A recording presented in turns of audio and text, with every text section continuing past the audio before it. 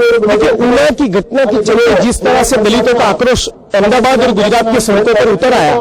और हजारों की तादाद में दलितों ने गुजरात में उठ खड़े होकर गुजरात की सरकार को चेतावनी दी और ये कहा कि हम लोग जो डिमांड्स लेकर निकले हैं कि ऊना की पीड़ितों को न्याय मिले, थानगढ़ के पीड़ितों को न्याय मिले, ऊना का केस है वो स्पेशल कोर्ट में चलाया जाए, लेकिन कुछ भी गुजरात की सरकार हमारा सुनने को तैयार नहीं। एक से ज्यादा दलित संस्थाएं, संगठन, कार्यकर्ताओं ने साथ में मिलकर बहुत सी रैलियां की, धरने की, अर्जी दी, आवेदन पत्र दिए, कोर्ट में पिटीशन दाखिल की, लेकिन गुजरात की सरकार के पेट का पानी नहीं हिल रहा है। तो हम लोगों ने आज राजकोट के सम्मेलन में से ये घोषणा करने जा रहे हैं कि यदि आने वाले कुछ दिनों में गुजरात की सरकार हमारी लेजिटिमेट डिमांड्स मानती नहीं है तो 2017 के चुनाव में हम लोग करारा जवाब देंगे। बिल्कुल, दलित और आदिवासी को निभाने के लिए बहुत सी बातें कर रही है कांग्रेस और भाजपा। उनके शासन को पिछले 60-17 सालों में बहुत से देख चुके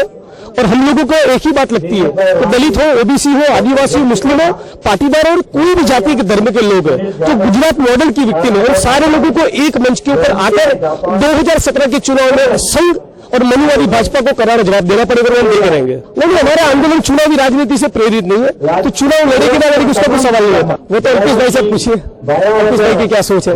लेकिन आने वाले दिनों में यदि जेन्युइन कोई मुद्दा लेकर अल्पेश भाई और दूसरे साथी संघर्ष के मैदान में आते हैं तो हम लोग साथ में हो सकते हैं। बिल्कुल, यहाँ पे राजकोट में मैं देख रहा हूँ कि पाटीदार और क्षत्रिय समुदाय के जो बेगुनाह लड़कों के ऊपर होना चाहिए, उनके ऊपर मुकदमे भी पहले दर्ज हुए, लेकिन उनको जिस तरह से कस्टोडियल टॉर्चर करके उनकी हत्या कर दी गई, जिस तरह से थानगढ़ की घटना के लिए